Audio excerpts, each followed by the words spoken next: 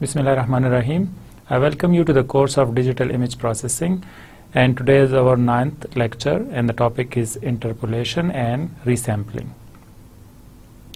But before going into the today's lecture, so what we will do, we will have some brief summary of the previous lecture. In the last lecture, what we have done is calibration of the camera. So we come to know that how to calibrate the camera, what it means, and how do we fix the values for it. And then again, if we want to extract some 3D point from an image, then how do we do that? For that we need two different images of same object from different angles, and then if we take it, then we compare it and we identify the values, and then we can have the 3D point in 3D world. And then if we have a stereo corresponding problem complexity, so if we have stereo imaging, then how do we have this correspondence problem, and what is the complexity of it, and a bit of idea how to solve it. So this was all about the camera calibration and the extraction of the points, because in 3D world we have no Z values for the images. So if we want to extract it, then we use the help of two cameras, or maybe same camera but with different angle. We take the image. So today's lecture is the interpolation and resampling of the image. So what it means and why do we need it, and what are the importance of it. So first of all, we will have some examples, and then we will learn from that there are some problems, and to have these problems, how to solve it. Then for that we have to go for interpolation, and then after that we will have some algorithms which will let us know how to have the image rotation and image scaling and all the translation that we are transformation that we are using. So for that we can have some basic idea what will be the effect of it. So first of all, if we want to identify what is interpolation, then for that we need to have some basic example where we will learn what are the basic issues there. So if, for example, we want to have scaling of some pixels, then how do we do it? So we have XY coordinates,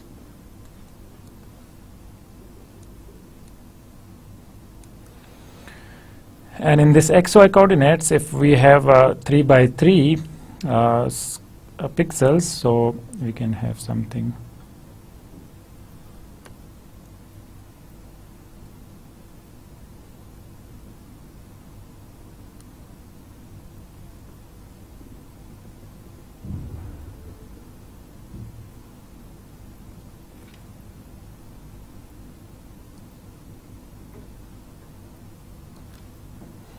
So now if we have a Sx of 3 and Sy of 3. So if we have the basic in here, these are the points .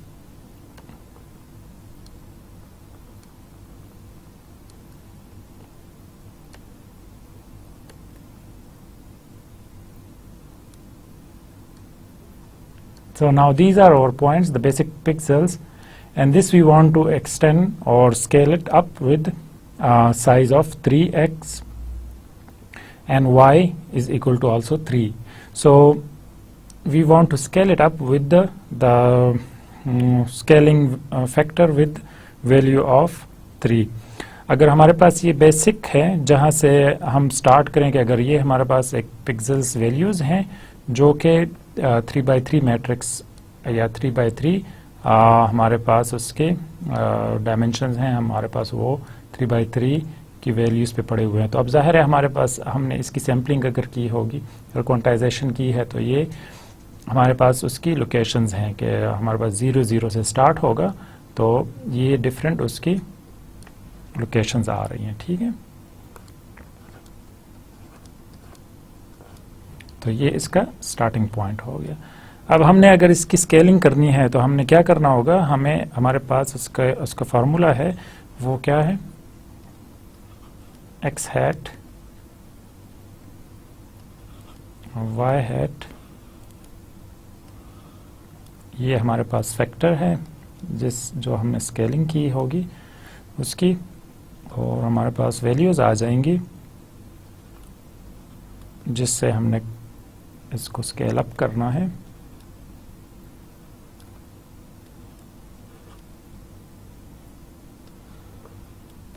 और ये अब हमारे पास original x और y हो गया।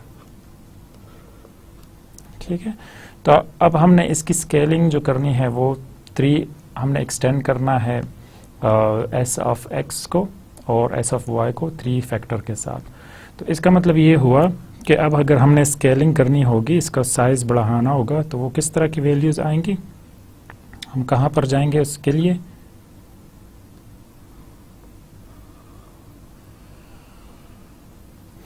तो 3/3 होगा। तो इसका मतलब ये कि हमारे पास यहाँ पर कितने पॉइंट्स हैं, टोटल 9 पॉइंट्स हैं। ठीक है, और अब हमने इन 9 पॉइंट्स को लेकर जाना है, इसकी स्केलिंग करनी है 3 के साथ। तो अब हमें जाहिर है हमारे पास लाइंस भी हमारे पास 9 होने चाहिए। ठीक है,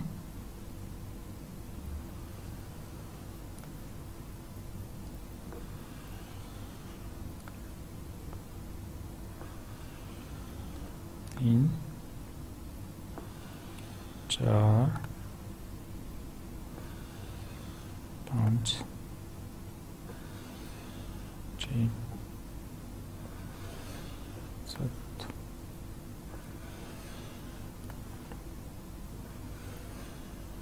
ठीक है। और सेम हमारे पास जो है y डायरेक्शन में वैल्यूज़ होनी चाहिए, ये हैं x की और ये हैं y की वैल्यूज़।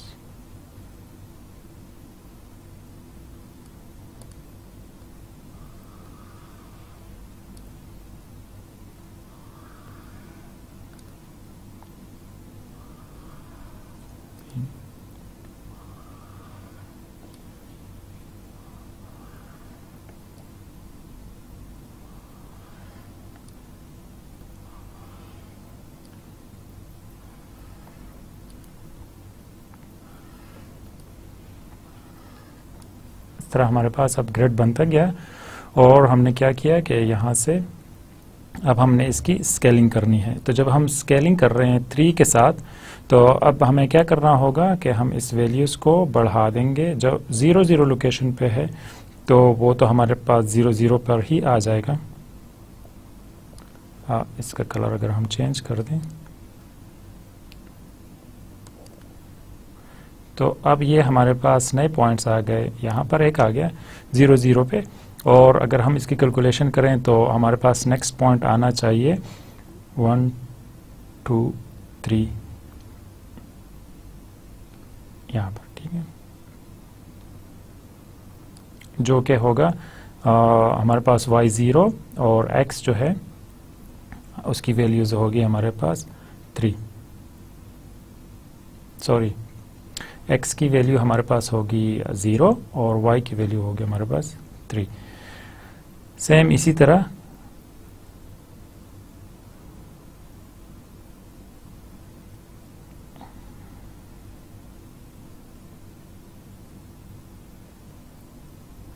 अब हम x की वैल्यू 3 लेते हैं और y की वैल्यू 0 लेते हैं, तो हमारे पास अब नेक्स्ट पॉइंट आ जाएगा यहाँ पर। क्योंकि हम इसकी स्केलिंग कर रहे हैं 3 के साथ, तो जो हमारे पास हम इस पॉइंट को रिप्रेजेंट करेंगे, तो हम इसको रिप्रेजेंट करेंगे अब स्केल अप 3 के साथ। ठीक है, और जब हमने इस पॉइंट को रिप्रेजेंट करना है तो वो हमारे पास सिंपली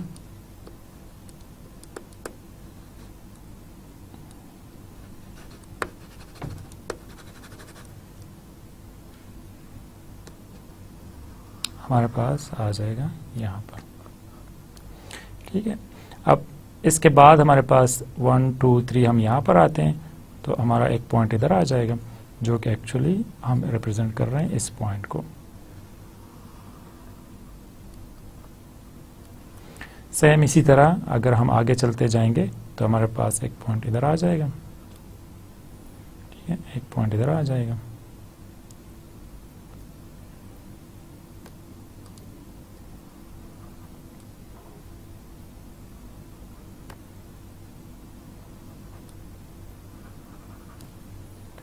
अब ये हमने स्केल किया है 3 के साथ, तो मतलब ये कि हम इन सारे वैल्यूज़ को अगर रिप्रेजेंट करेंगे तो एग्जैक्टली हम इसको ट्रांसलेट कर रहे हैं। तो अब ये हमारे पास ट्रांसलेशन आ गई इसकी। तो अगर आप देखें हमारे पास एग्जैक्टली 9 वैल्यूज़ जब हमने ओरिजिनल पॉइंट्स लिए थे तब भी हमारे पास 9 थे, और जब हमने इसको स्केल अप किया तो भी हमारे पास एग्जैक्टली 9 ही वैल्यूज़ आ रहे हैं। लेकिन अगर हम देखें हमारे पास अब इसमें एक मसला आ रहा है, और वो मसला ये है कि अगर हम यहाँ पर देखें तो ये जो वैल्यूज़ हैं ये एम्प्टी आ रही हैं, ठीक है।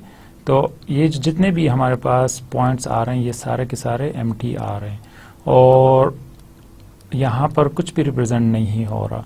लेकिन जब हम यहाँ पर थे तो ये एग्जैक्टली एडजेसेंट थे, इसका मतलब ये कि हम यहाँ पर कोई इन्फॉर्मेशन लूज़ नहीं कर रहे थे। लेकिन जब हम इसको स्केल अप करते हैं तो ये जितना भी एरिया है हमारे पास, ये हमारे पास एक्स्ट्रा आ रहा है जो कि जिसमें कोई इन्फॉर्मेशन नहीं है।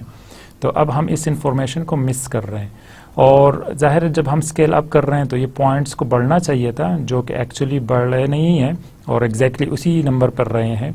तो अब इसके लिए हमें कोई हल निकालना होगा। इसका अगर हम एक और एग्जांपल लें, फॉर एग्जांपल हम इसकी रोटेशन लेते हैं। अगर हम रोटेशन करना चाह रहे हैं और हमारे पास इसी तरह की वैल्यूज़ हैं, हम फॉर एग्जांपल 2/2 ले लेते हैं।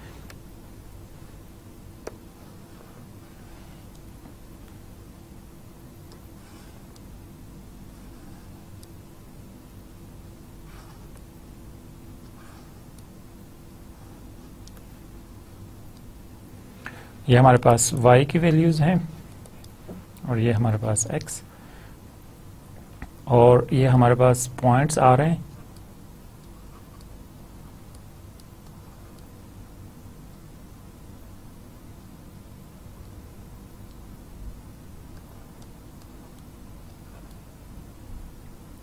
अब हम क्या कर रहे हैं कि हम इसको रोटेट करना चाह रहे हैं। तो रोटेट के लिए हमारे पास कोई एंगल थीटा लेते हैं हम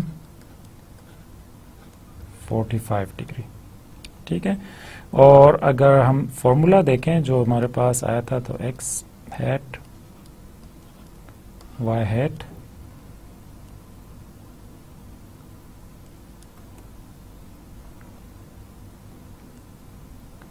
तो ये हमारे पास वो चेंज है, और अब हम लेते हैं वो वाला फैक्टर जिसके साथ हम इसको रोटेट कर रहे हैं। तो वो हमारे पास जो हमने आइडेंटिफाई किया था कोसाइन थीटा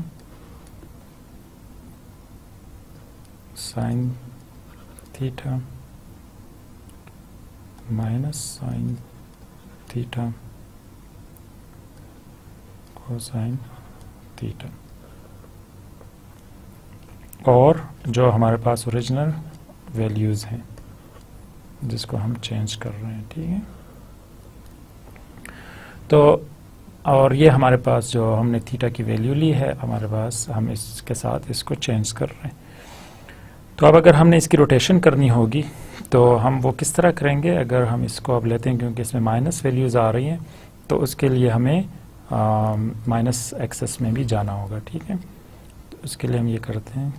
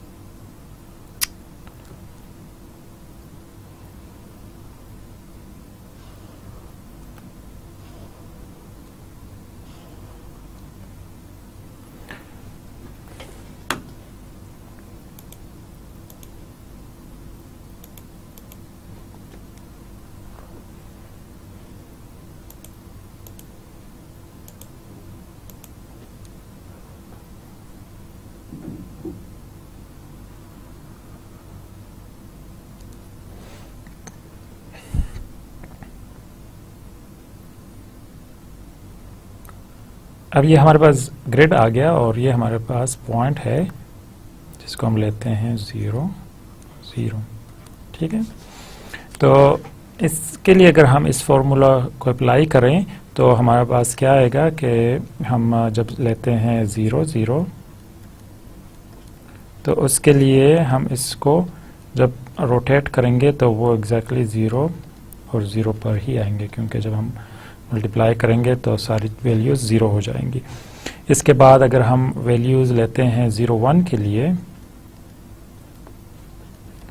और उसको रोटेट करेंगे तो वो हमारे पास आएंगी 0.7 07,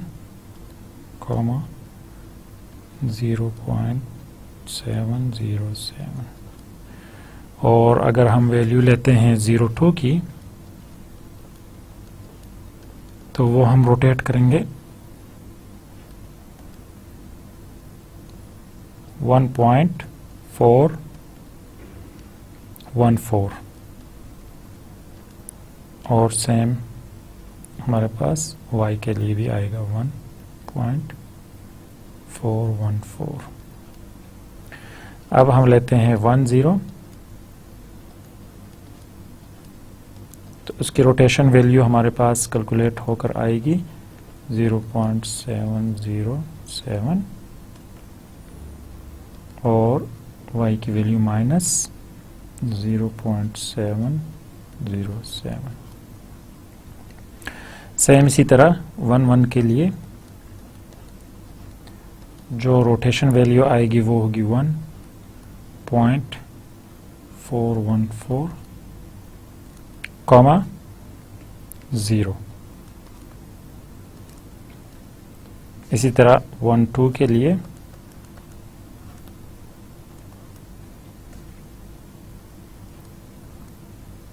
2.121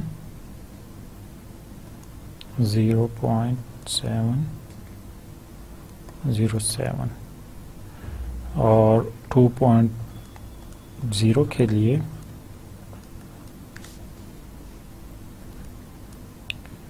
1.414 कॉमा माइनस 1.414। 2 और 1 लोकेशन के लिए रोटेशन की जो नई वैल्यूज़ होंगी वो होंगी 2.121 comma minus 0.707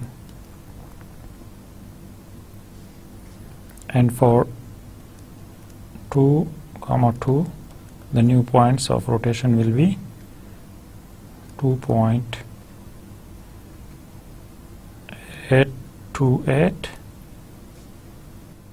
comma 0. So these are all our new point, and to draw this we find that the coordinates that we get are not always integer coordinates in here, and most of the case the coordinates are real values coordinate, but whenever we are going to have a digital image, whether it is the original image or the transform image, all the rows index and the column index should have integer values. So we cannot represent any real number or fractional number as row index or column index. So we have to do somewhere to get some real index or for values for the row and columns. So we have to take the nearest integer value that particular pixel can represent. In this case, for the original image location 01, which has now been transformed to location 0170 and 0.707. So this has to be mapped to pixel location 11 in transform image. So where we apply the rotation.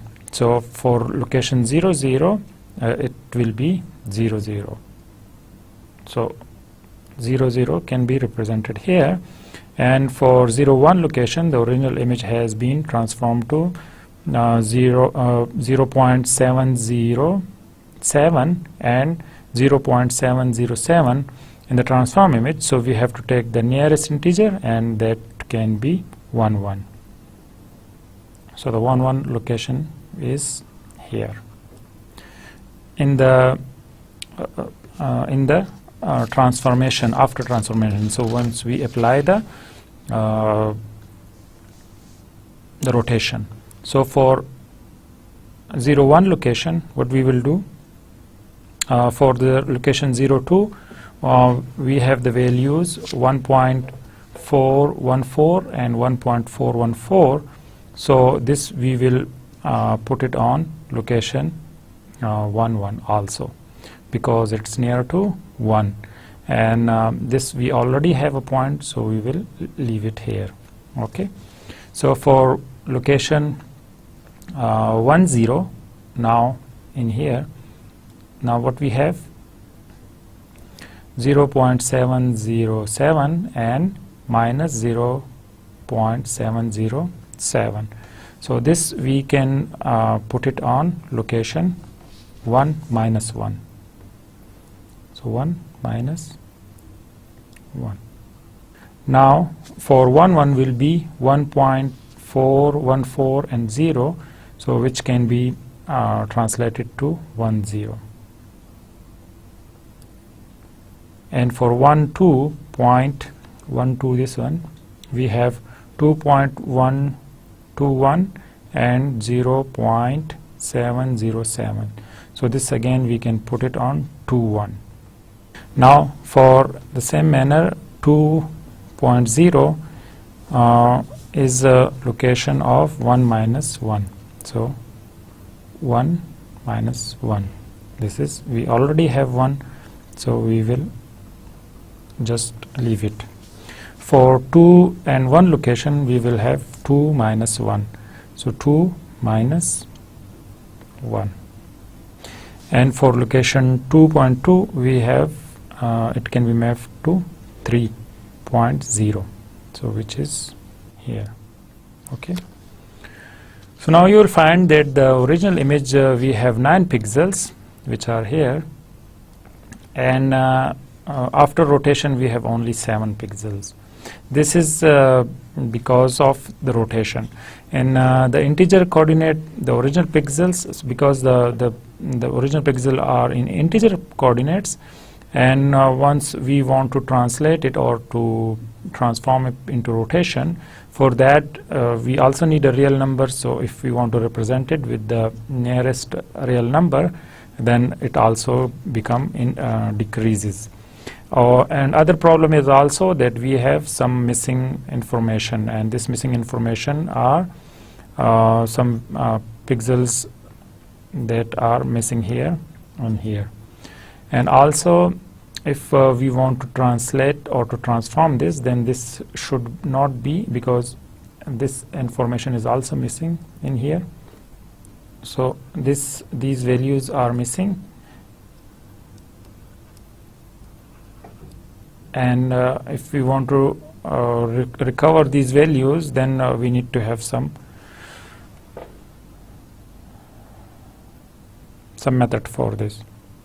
अगर हम यहाँ पर देखें, जब हम इसको translate करते हैं तो हमारे पास सारे वैल्यूज़ जो आ रही हैं वो हैं पॉइंट्स की फॉर्म में, मतलब रियल वैल्यूज़ हमारे पास आ रही हैं. तो अब अगर हमने इसको रिप्रेजेंट करना है, तो क्योंकि हम डिजिटल वैल्यूज़ में इसको रिप्रेजेंट कर रहे हैं, मतलब ये कि हमारे पास कोई फिक्स वैल्यूज़ होनी चाहिए. अगर हमारे पास कोई पॉइंट्स में आ रहा है तो हम उसको रिप्रेजेंट नहीं कर सकते, क्योंकि जब हमने सैम्पलिंग की थी तो वो हमने एक फिक्स इंटरवल के बाद लिए थे, तो वो इंटरवल जो था वो फिक्स था. तो अगर हम उसको रिप्रेजेंट करते हैं तो हम पॉइंट्स के साथ उसको रिप्रेजेंट नहीं कर सकते. अब इसके लिए हमें क्या करना था कि आसान हल इसका ये था कि जो नियरेस्ट वैल्यूज़ हैं इंटीजर की फॉर्म में, हम उसको ले लेते हैं. तो अब हम इंटीजर की फॉर्म में जब वैल्यूज़ लेते हैं तो इस सिचुएशन में हम बहुत सारा इन्फॉर्मेशन जो है वो लॉस कर लेते हैं, और फिर भी हमारे पास कुछ ऐसी जगह आ जाती हैं जहाँ पर हमारे पास कोई इन्फॉर्मेशन नहीं होती जिसको हम रिप्रेजेंट करें. अब इस सिचुएशन में दो इश्यूज आ रहे हैं। एक तो हमारे पास ये कि हम जब रोटेशन कर रहे हैं तो हम पॉइंट्स को लॉस कर लेते हैं, और जब हम रोटेट कर लेते हैं तो साथ में हमारे पास कुछ लोकेशंस जो हैं वो एम्प्टी आ रही होती हैं। स्केलिंग की सिचुएशन में अगर हम देखें तो स्केलिंग में भी एग्जैक्टली इसी तरह था, और अगर हम स्केलिंग कर रहे हैं तो हम सारा रिकॉर्ड जो है हम अपने पास स्टोर रखते हैं। इसका मतलब क्या हुआ कि अगर मैं स्केल डाउन करना चाह रहा हूँ वापस, तो मेरे पास वो सारी इंफॉर्मेशन होनी चाहिए कि कौन सा जो पिक्सल है किसके साथ कनेक्टेड है। अब इसके लिए हमारे पास प्रॉब्लम क्या आ जाता है कि जब हम स्केलिंग कर रहे हैं तो हम 1/3 करते हैं, ठीक है, क्योंकि इस सिचुएशन में हमने क्या किया था कि अब अगर हम वापस जाना चाहते हैं उस x की लोकेशन आइडेंटिफाई करने के लिए, तो हम उसका इन्वर्स लेते हैं, ठीक है। तो 1/3 लेकर हम उसकी जो स्केलिंग हमने की थी हम उसको रिवर्स कर लेते हैं। तो अब हमारे पास क्योंकि ये वाली इंफॉर्मेशन अवेलेबल नहीं है कि दरमियान में जो मिसिंग पॉइंट्स थे उसकी इंफॉर्मेशन क्या थी, तो उसके लिए हम क्या कर सकते हैं कि हम कोई अप्रॉक्सीमेशन कर लेते हैं, हम कोई चीज़ें एज्यूम कर लेते हैं और उन वैल्यूज़ को रख लेते हैं अपने पास। अब अगर यहाँ की वैल्यूज़ हैं तो हम यहाँ के लिए कुछ इजम्पशन करते हैं, और इस इजम्पशन को हम क्या कहेंगे, हम इसको कहेंगे interpolation. So the interpolation, in simple term, we need to identify these missing locations, and for these missing locations we can have some approximation values, some approximated values, and these values can be resampled. So if we want to take these values, for that we need to take resampling, because once we were taking sampling, so we have lost the information which was in between here. So if we want to scale it up, for that we need to have resampling again. So for resampling, how do we take it and how do we take the approximation values? This we will need to have some calculations for it. अब यहाँ पर भी हमारे पास exactly इसी तरह ही होगा, क्योंकि हमने जब ये सैम्पलिंग लिए थी तो ये हमने एक फिक्स इंटरवल के बाद लिए थे और हमारे पास इसके दरमियान जो इन्फॉर्मेशन थी वो अवेलेबल नहीं है। अब अगर हम इसको रोटेट करेंगे तो जाहिर है ये हमारे पास इन्फॉर्मेशन लॉस हो जाएगी। तो इसके लिए हम क्या करेंगे, रीसैम्पलिंग करेंगे, और जब रीसैम्पलिंग करेंगे तो उसके अंदर हम कुछ वैल्यूज़ जो हैं वो हम इंटरपोलेट करेंगे, उसको इजम्पशन करेंगे, क्योंकि हम कुछ वैल्यूज़ की कुछ एवरेज वैल्यूज़ कैलकुलेट करेंगे, और जब हम वो वैल्यूज़ कैलकुलेट कर लेते हैं तो हम रिज्यूम करेंगे कि ये इनके दरमियान की जो इन्फॉर्मेशन है वो एग्जैक्टली ये वाली है, और फिर हम उसको आगे यूटिलाइज़ करेंगे। अब इसके लिए अगर हम देखें तो जब हमने सिंगल डायमेंशन थी हमारे पास और उसमें हम सैम्पलिंग कर रहे थे, तो हमने ये कहा था कि हमारे पास एक फंक्शन है f(s) जो कि टाइम t के साथ चेंज हो रहा है और हम उसकी सैम्पलिंग करते हैं। तो अब अगर हमने सैम्पलिंग करनी है और मुझे वैल्यूज़ चाहिए कहीं पर इसके दरमियान में, जो फॉर एग्ज़ाम्पल मैं कोई वैल्यू लेता हूँ f0.3 की वैल्यू, अगर मैं इसकी वैल्यू आइडेंटिफाई करना चाह रहा हूँ तो वो हमारे पास यहाँ पर, अगर हम इसको लेते हैं 0, अगर मैं वैल्यूज़ लेता हूँ 0, 1, 2, 3, 4, 5, 6, 7, 8, 9 और इसी तरह आगे चलता गए, तो अब मेरे पास 0.3 कहीं पर इस जगह पर लाई करेगा, ठीक है। अब इसके सैंपल मैंने लेने हैं तो हम इसकी वैल्यूज़ को आइडेंटिफाई करते हैं। तो जाहिर है अब हमने इसके लिए रीसैम्पलिंग करनी होगी ताकि हम इन वैल्यूज़ को आइडेंटिफाई करें और इसकी अप्रॉक्सीमेशन करें और फिर हम उसको यूटिलाइज़ करें अपने ट्रांसफॉर्मेशन में। अब इसके लिए हमें कुछ प्रॉपर्टीज़ देखनी होंगी कि अगर हम इंटरपोलेशन कर रहे हैं, और इंटरपोलेशन एग्जैक्टली ये होगी कि हम रीसैम्पलिंग करें और हम कुछ वैल्यूज़ को अप्रॉक्सीमेट करें। अब इस सिचुएशन में हमारे पास इसके लिए कुछ प्रॉपर्टीज़ होनी चाहिए, जो चीज़ें हमारे पास कुछ फिक्स होनी चाहिए ताकि हम इसको यूटिलाइज़ करें। एक तो ये है कि फाइनाइट रीजन ऑफ सपोर्ट।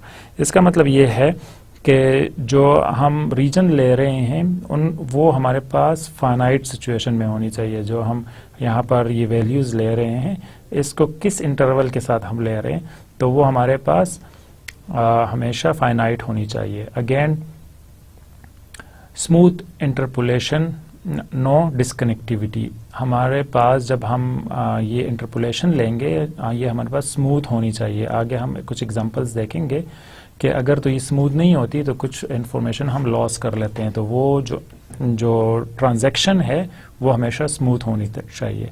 और उसके लिए हमारे पास शिफ्ट इनवेरिएंट होने चाहिए। और शिफ्ट इनवेरिएंट क्या होंगे, वो एक हमारे पास वेरिएबल होगा जिसको हम इंट्रोड्यूस करेंगे, जो हमें ये स्मूथ इंटरपोलेशन तक लेकर जाएगा।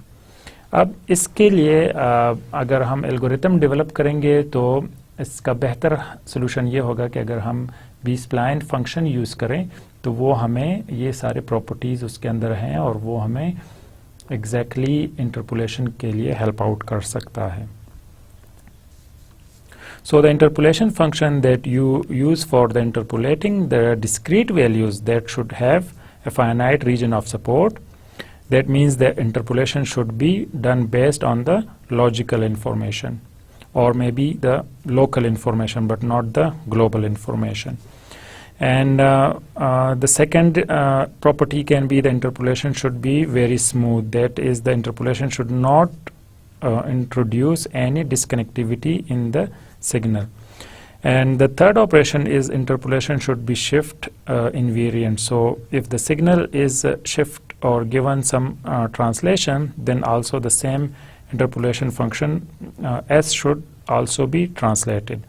So the B-splan is the function which satisfy all these three properties. So we will explain how B-splan function work.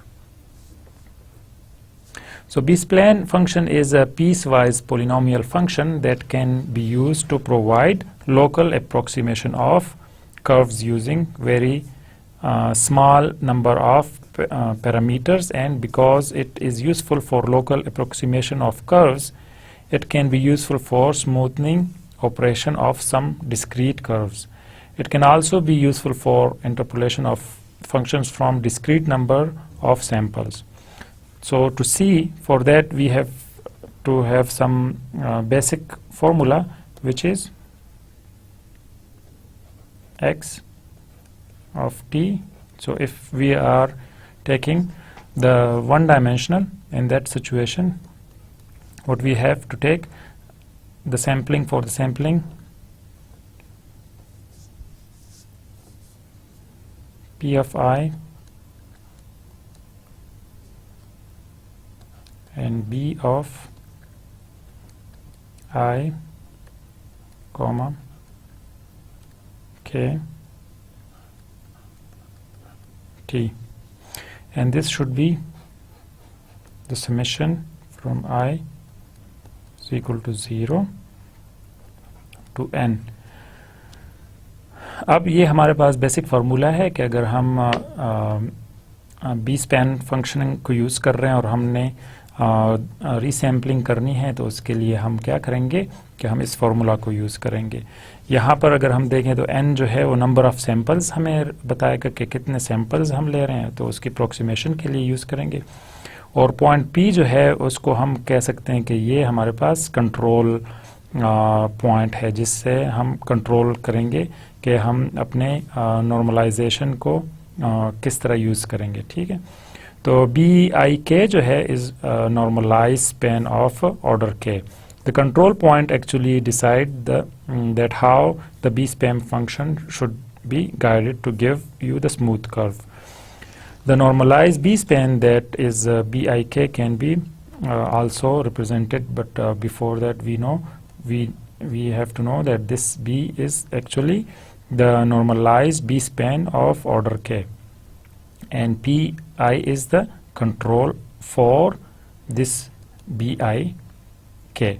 So how to take the smooth sampling for BIK T, if we want to represent it, how it will be BIK. So if we want to take it for 1 instead of K, then how it will be looking like 1 and t is equal to, so if we have 1, if it is t I is less than or equal to t and less than 1 and 0 other, ठीक है। अब अगर हम सिर्फ 1 के लिए लेते हैं बी, अगर हम इसको एक्सप्लेन करते हैं जो हमारे पास नॉर्मलाइज है of border sampling of B span sampling of order के, तो अगर हम इसको 1 के साथ करेंगे तो हम ये कहेंगे कि इसकी जो डिफरेंस है, जो शिफ्ट है, वो हमारे पास आ रहा है T I is less than और इक्वल टू टी और इज़ लेस देन 1। मतलब ये कि टी आई से लेकर, टी आई जो है वो 0 होगा, आई 0 से लेकर 1 के दरमियान हमारे पास लाई करेगा। और अगर हम इसके लिए फॉर्मूला बनाते हैं बी आई के को, अगर हम रिप्रेजेंट करना चाहेंगे तो वो हमारे पास इस तरह होगा कि बी आई के फॉर टी, क्योंकि हम इसको अभी एक्सप्लेन करते हैं कि अगर हम 1 लेते हैं और 2 लेते हैं तो आगे हमारे पास क्या डिफरेंसेस आती हैं उसको हम विजुलाइज करते हैं। लेकिन हमारे पास जो बेसिक फार्मूला है बी आई के टी का, तो वो हमारे पास आ जाएगा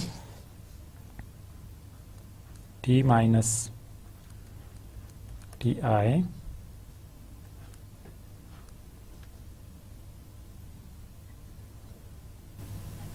B I k minus 1 t and divided by ti plus k minus 1, और हम यहाँ पर लेते हैं minus T I.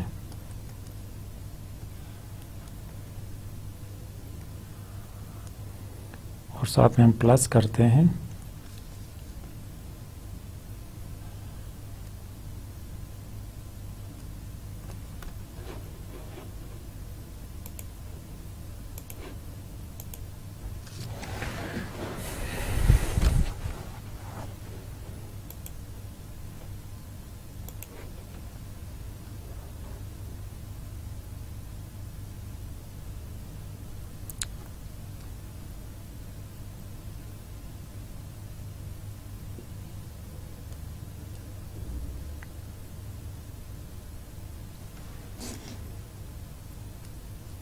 T I plus 1 minus 1, फिर हम लेते हैं B I plus 1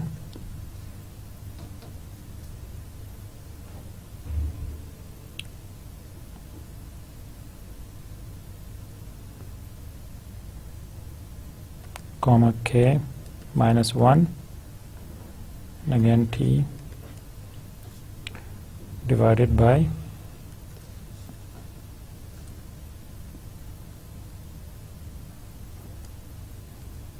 t I plus k minus t I plus 1। तो अब ये हमारे पास टोटल फार्मूला आ जाएगा अगर हम k को लेते हैं, एग्जैक्टली k की वैल्यू लेते हैं, और अगर हम बी आई की लेंगे तो 1 की लेंगे तो 1 हमारे पास ये डिफरेंस आ जाएगा। तो इसी तरह हम ये रूल अप्लाई करेंगे हर एक के लिए, लेकिन वो हमारे पास जो वैल्यूज़ हैं वो चेंज होती जाएंगी। जब हम इसकी बजाय 1 की बजाय 2 लेंगे और 3 लेंगे तो हम इधर इसको एक्सटेंड करते जाएंगे। आगे वो हम देखते हैं। इसके लिए अगर हम बेसिक इसको एक्सटेंड करने के लिए वैल्यूज़ आइडेंटिफाई करना चाहें तो वो किस तरह होंगे कि अगर हम देखते हैं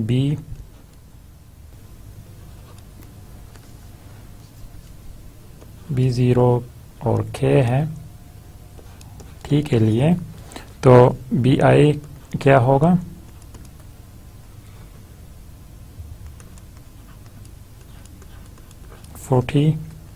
this can be equal to b 0 k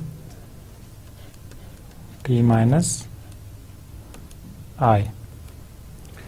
अब इसी तरह हम क्या करते हैं कि 1 के लिए आइडेंटिफाई करते हैं, b 0 1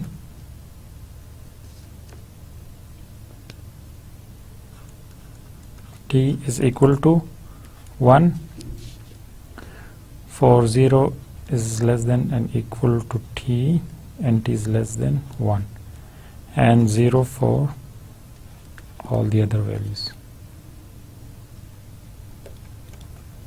ठीक है, और सेम इसी तरह अगर हम b0 2 के लिए आइडेंटिफाई करते हैं तो वो क्या होगा,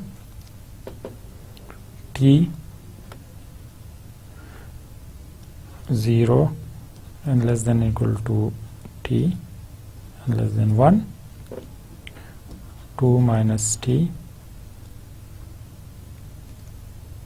1 less than equal to t and less than 2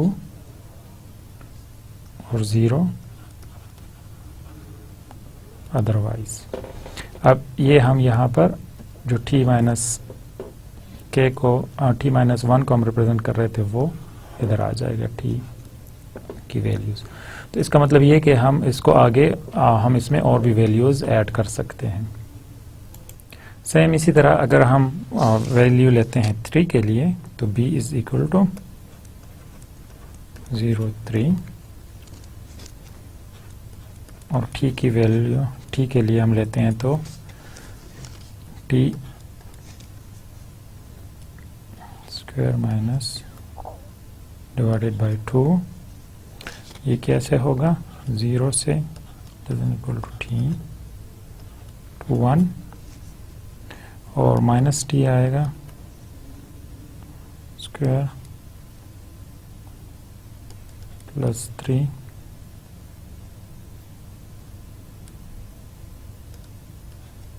t minus 1.5 1 less than equal to t less than equal to 2 और फिर हमारे पास जो थर्ड पॉइंट आएगा वो आएगा 3 minus T square divided by 2 और इसके लिए कौन सी रेंज होगी, 2 is less than equal to t less than 3 और 0 जो है वो अदरवाइज। ठीक है, तो ये अब हमारे पास 3 के लिए रेंज आ गई। और अगर हम b को लेते हैं 0 4 तो उस सिचुएशन में क्या होगा,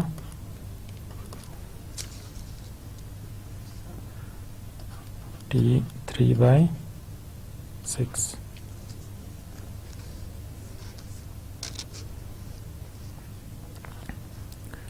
0 is less than equal to t और लेस देन 1। फिर हमारे पास आएगी value minus 3 t3 plus 12t square minus 12t plus 4 divided by 6 और ये होंगे हमारे पास सेकंड पॉइंट के लिए 1 is less than equal to t less than 2 और हमारे पास थर्ड पॉइंट के लिए आएंगे फिर values 3 plus 3 minus 2 4t square plus 6t minus 44/6 और ये इसकी रेंज क्या होगी, 2 less than equal to t और लेस देन 3 और जो हमारे पास है फोर्थ अगेन क्योंकि 4 के लिए हम कर रहे हैं तो वो होगा -4t क्यूब बाई 6 और इसकी रेंज होगी 3 ≤ t <4 और आखिर में हमारे पास आ जाएगा 0 अदरवाइज।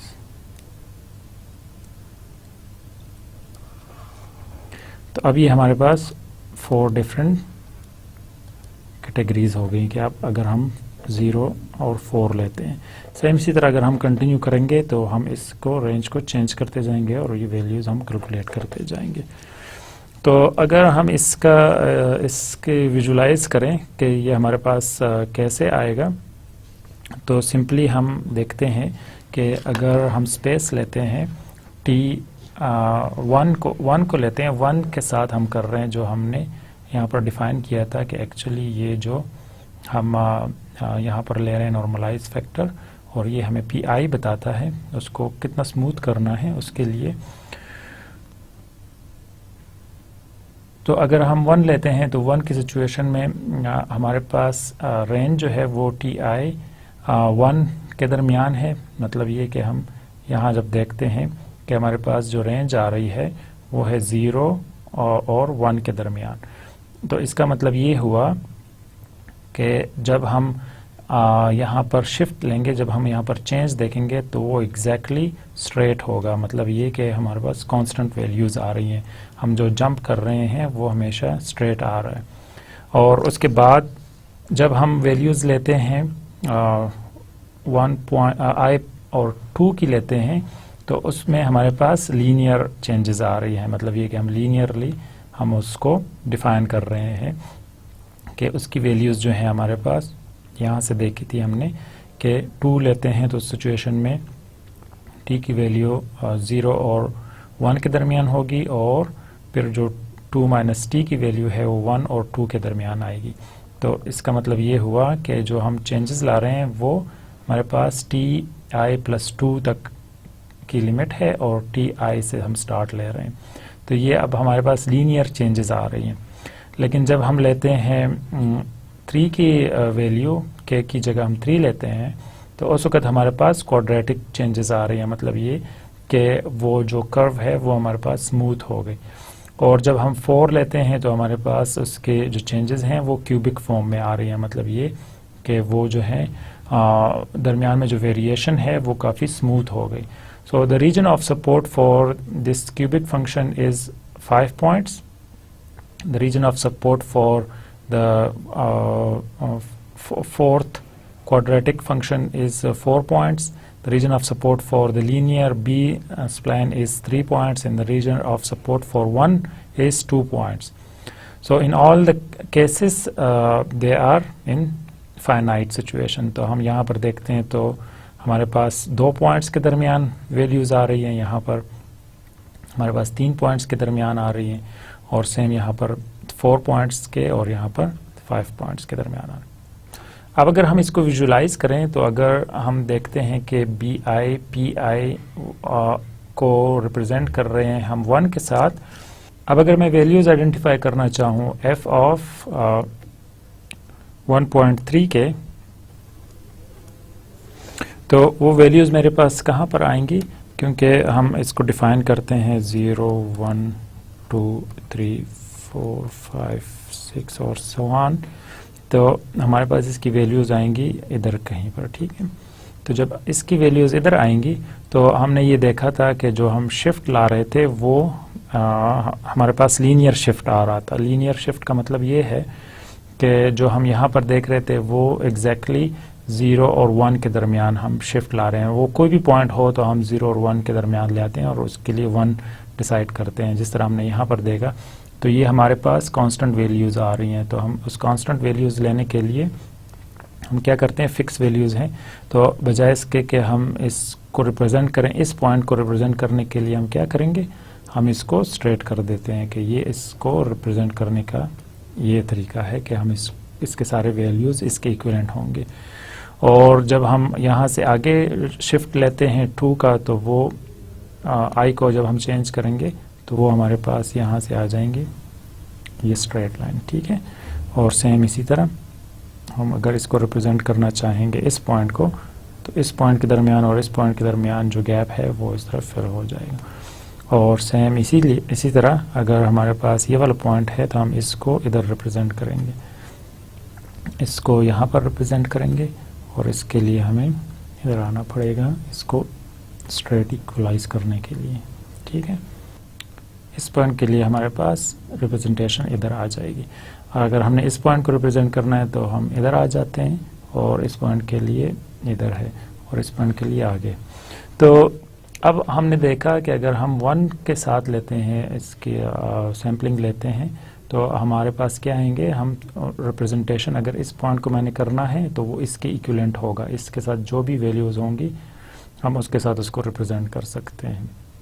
मतलब ये कि हम ब्लॉक्स की फॉर्म में जा रहे हैं, और इसको हमने रिप्रेजेंट किया था कि ये बिल्कुल हमारे पास कांस्टेंट वैल्यूज़ हैं।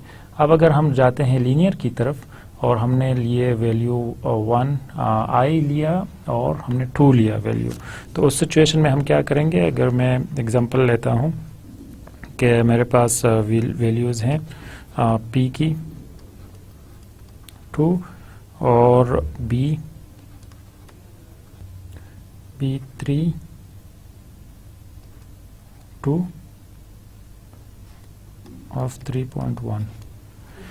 अब जो मैं t की वैल्यू ले रहा हूँ वो मैं ले रहा हूँ 3.1, तो t की वैल्यू मेरे पास हो गई 3.1, ठीक है, ये उसकी वैल्यूज़ आ गई।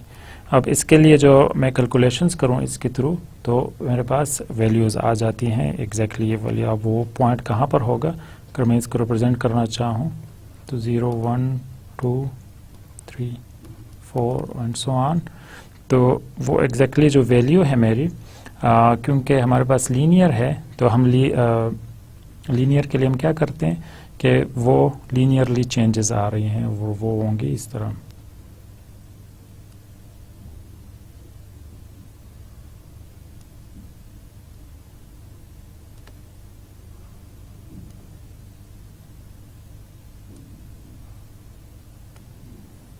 और इसी तरह हम कंटिन्यू करते जाएंगे। तो अब अगर मैंने वैल्यू लेनी है p2 और 2 और उसकी जो वैल्यूज़ हैं 3 की, तो वो मेरे पास कहीं इधर आएंगी। वो t की वैल्यूज़ हमारे पास क्योंकि 3.1 है तो इधर कहीं पर वो लाई कर रहे होंगे, ठीक है, ये हमारे पास वो वाला पॉइंट आ जाएगा।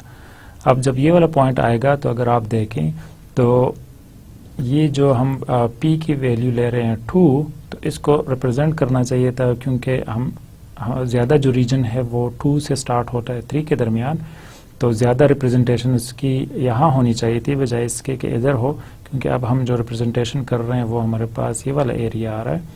तो अब हम सिर्फ इसको रिप्रेजेंट कर रहे हैं और जो सैम्पलिंग ले रहे हैं हम यहाँ की ले रहे हैं, लेकिन जो वैल्यू थी वो इधर होनी चाहिए थी। तो इस वजह से वो जो चेंजेस हैं वो एग्जैक्टली रिप्रेजेंट नहीं कर रही, तो इसके लिए हम इस फॉर्मूले में थोड़ा सा चेंजेस ले आते हैं। और वो चेंजेस क्या होंगी, हम एक जो हमारा लास्ट 3rd पॉइंट था हम उसको रिप्रेजेंट करते हैं। अब यहाँ पर जब हमने बात की थी कि जो शिफ्ट इनवेरिएंट है वो प्रॉपर होने चाहिए, अब उसके लिए हम यहाँ पर सिंपल एक फंक्शन उसमें चेंजेस कर लेते हैं। f of t is equal to P I B I K T, ये हमारे पास ओरिजिनल फंक्शन है। तो अब हम इसको कैसे रिप्रेजेंट कर सकते हैं, तो नया फॉर्मूला हमारे पास ये आ जाएगा कि अगर पी आई लेते हैं हम और बी आई माइनस एस के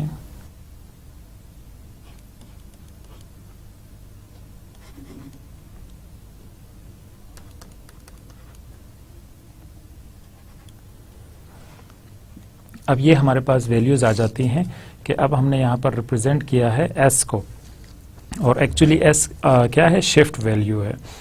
the value of this shift value can depend upon the value of k. So when I take s is equal to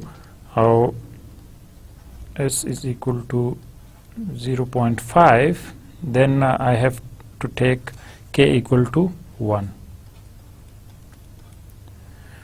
And if I take 1, s is equal to 1, then I take k is equal to 2. And if I take 2, then k is equal to 4. So now you find that we have not considered k equal to 3, which is quadratic interpolation, because quadratic interpolation leads to asymmetric interpolation, और हम उसको पर represent नहीं कर सकते. इस वजह से हम क्या करते हैं कि हम 3 को स्किप कर देते हैं. उसकी रिप्रेजेंटेशन प्रॉपर नहीं हो सकती, तो इस वजह से हम उसको स्किप कर लेते हैं. अब अगर आप यहाँ पर देखें तो जो हमने चेंजेस लाई हैं वो अगर हम लेते हैं -0.05 की और 1 की, तो वो हमारे पास आ जाएंगे. अगर हम लेते हैं सिंपली कांस्टेंट वैल्यूज़, और वो हमारे पास उसकी रिप्रेजेंटेशन आएगी 0.5 से प्लस 0.1 तक. और हमने यहाँ बताया कि हम k की वैल्यू 1 ले रहे हैं अगर हम 0 लेते हैं.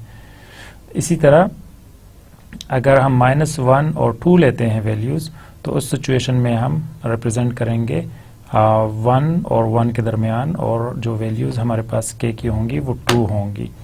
और हम अगर 2 लेते हैं तो 2 की सिचुएशन में हम 4 लेते हैं -2, तो -2 में हम जाएंगे और +2 में हम जाएंगे, तो हमारे पास वो स्मूथ कर्व आ जाएगी. तो यहाँ पर हम उसकी जो शिफ्ट है s की, वहाँ हमने ये क्लियर कर लिया कि अब अगर हम लेते हैं शिफ्ट के साथ s, तो जो हमारे पास यहाँ प्रॉब्लम आ रहा था कि हम वैल्यूज़ ले रहे थे 3,2 की, और हम पॉइंट जो हमने लिया था वो 2 लिया था.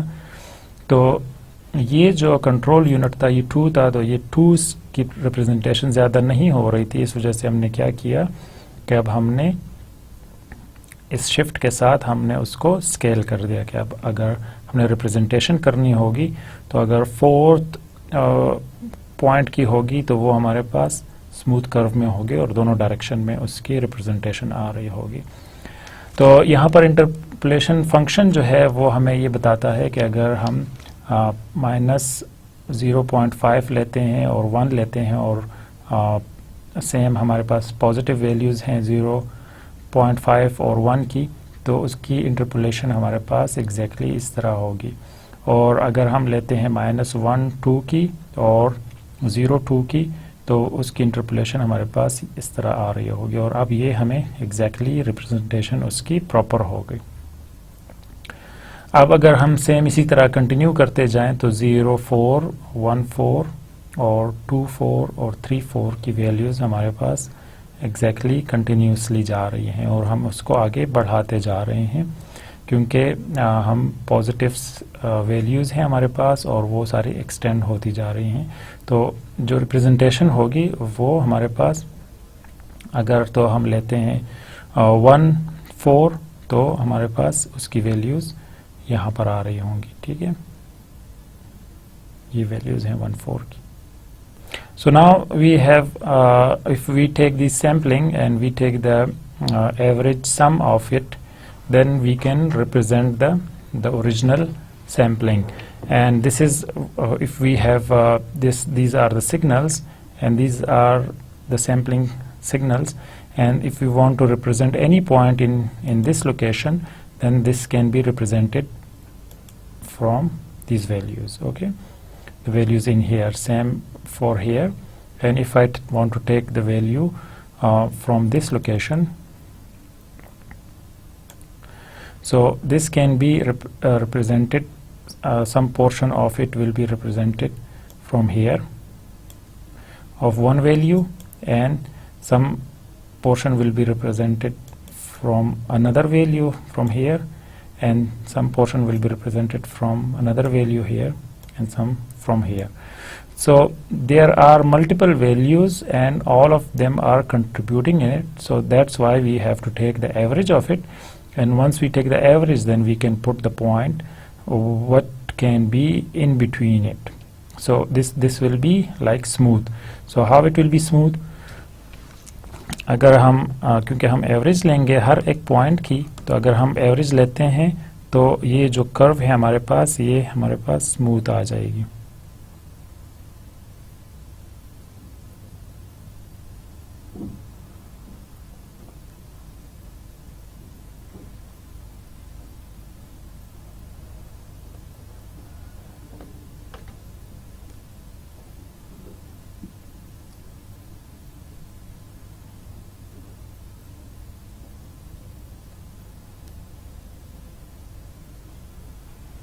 कुछ इस तरह की शेप बनेगी.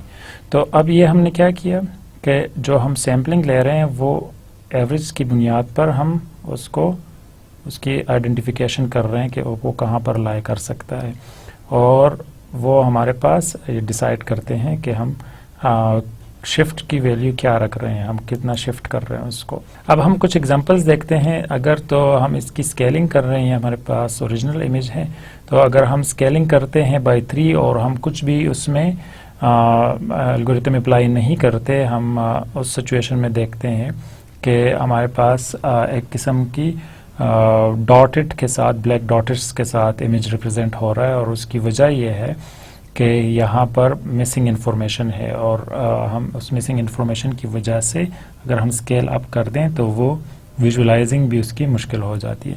लेकिन अगर हम नियरेस्ट नेबरहुड का एल्गोरिथम अप्लाई करें और उसके थ्रू हम वैल्यूज़ आइडेंटिफाई करें, जब हम इसको स्केल अप करें तो आप देखेंगे कि यहाँ पर काफ़ी सारे जो हमारे पास इमेज है उसमें बहुत सारे ब्लॉक्स नज़र आ रहे हैं, और वो ब्लॉक्स जो हैं वो हमारे इस वजह से आ रहे हैं कि हम ये स्ट्रेट जो हम डिसीजंस ले रहे थे, जो हमारे पास हम 1 की वैल्यू रख रहे थे, तो उस सिचुएशन में हमारे पास स्ट्रेट आ रहे थे, तो वैल्यू हमारे पास कांस्टेंट्स थी, इस वजह से हमारे पास यहाँ ब्लॉक्स नज़र आ रहे हैं. और अगर हम क्वाड्रेटिक अप्लाई करते हैं तो उसमें हमारे पास कुछ ब्लर सिचुएशन आ रही है, और इसी तरह हम अगर क्यूबिक बी स्पाइन इंटरपोलेशन कर रहे हैं तो उसमें भी एग्जैक्टली स्मूथनेस आ रही है, क्योंकि वो जो कर्व है हमारे पास स्मूथ आ रही है. अब अगर हम रोटेशन कर रहे हैं, तो अगर हम सिंपल रोटेशन कर रहे हैं, हम कोई एप्लीकेशन हम एल्गोरिथम अप्लाई नहीं कर रहे, तो उसमें हमारे पास मिसिंग इन्फॉर्मेशन आ रही है जो कि ब्लैक डॉट्स हैं. और अगर हम कोई क्यूबिक जो हमने अप्लाई किया था, हम क्यूबिक ट्रांसफॉर्मेशन अप्लाई कर रहे हैं और उसके लिए हम बी स्पैम की वैल्यू क्यूबिक ले रहे हैं, तो उस सिचुएशन में जो हम उसको रोटेट कर रहे हैं 45 डिग्री के साथ, तो वो एग्जैक्टली प्रॉपर है और उसकी वैल्यूज़ जो है हमारे पास इंफॉर्मेशन लॉस नहीं हो रही.